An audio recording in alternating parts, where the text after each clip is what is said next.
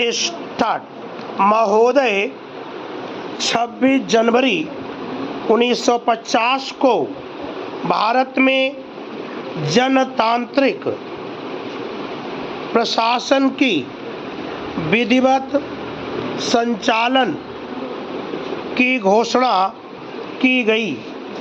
इसी के साथ भारत सरकार ने राजभाषा विभाग के द्वारा राजभाषा के रूप में हिंदी का सरकारी कार्यों में अधिक से अधिक प्रयोग करने तथा करवाने पर बहुत बल दिया।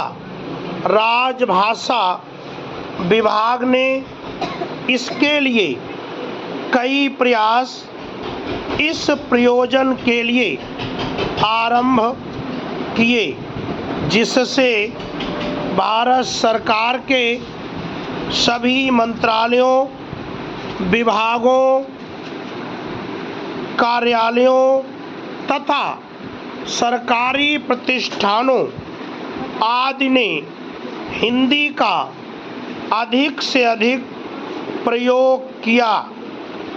राष्ट्र और जनहित के प्रति सचेत उच्चाधिकारियों ने स्वेच्छा से तथा सरकार के निर्देशों के अनुसार उत्तरदायित्व को वहन करते हुए हिंदी के प्रयोग को बढ़ावा दिया।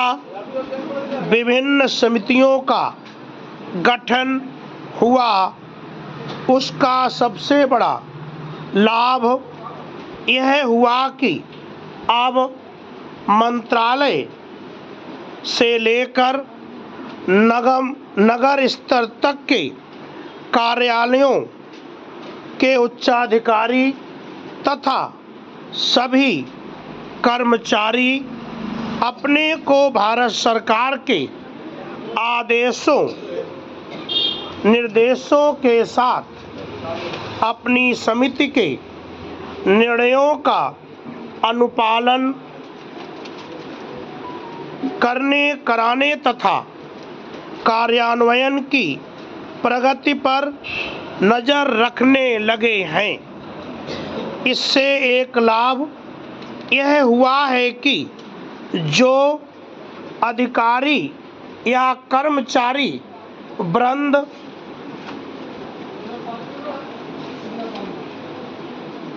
हिंदी कार्यान्वयन के कार्य में व्यवधान पैदा करने के स्थान पर सहयोग देने लगे हैं। पैरा राजभाषा के रूप में हिंदी के प्रयोग का महत्व राष्ट्रीय एकता और सद्भावना के दृष्टिकोण से भी बड़ा महत्वपूर्ण है।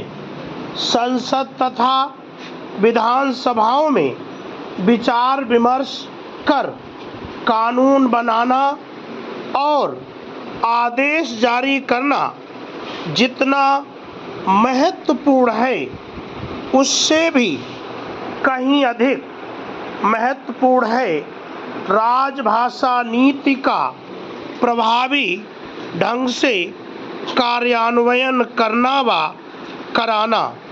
विश्व के प्रत्येक राष्ट्र की अपनी भाषा है, जो उसके इतिहास, संस्कृति, परंपराओं और राष्ट्रीय परिप्रेक्ष्य से जुड़ी हुई है, जिस पर उसे गर्व होता है। उसमें कार्य करना सुविधाजनक तो है ही, यह एक राष्ट्रीय स्वाभिमान, गौरव, स्वाधीनता तथा अपनी सार्वभौम सत्ता की अनुभूति कराता तथा करवाता है। यह कुछ सत्य भी है कि हमारे देश के अधिकारियों तथा कर्मचारियों को अंग्रेजी में काम करने की आदत रही है। उन्हें अंग्रेजी को छोड़ने तथा राजभाषा हिंदी में काम करने में कष्ट होता है। वह आज भी स्वतंत्रता के 55 वर्ष बाद भी अंग्रेजी को पूरी तरह से छोड़ नहीं पाया है।